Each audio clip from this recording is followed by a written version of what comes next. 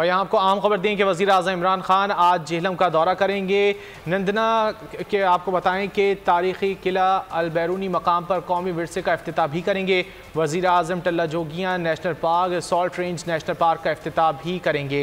वज़ीर आज़म इमरान खान दौरे के दौरान जैतून का पौधा भी लगाएंगे। वज़ीर आज़म इमरान खान के दौरे के हवाले से आपको आगाह कर रहे हैं। आज वो जेहलम का दौरा करने जा रहे हैं और ये बताया जा रहा है कि उनका वफ़द भी उनके हमरा होगा। वफाकी वज़रा के हमरा वज़ीर आज़म इमरान खान ये दौरा करने जा रहे हैं और वज़ीर आज़म Tilla Jogian national park, salt range national park का इफ्तिताह करेंगे। वज़ीर आज़म इस दौरे के दौरान जैतून का पौधा भी लगाएंगे। आपको वज़ीर आज़म के दौरे जेहलम के हवाले से आगाह कर रहे हैं। उनकी क्या मसरूफियात रहेंगी इस बारे में आपको बता रहे हैं। ये कहा जा रहा है कि वज़ीर आज़म नंदना किला तारीख़ी अल-बैरूनी मकाम पर कौमी विरसे का इफ्तिताह करेंगे।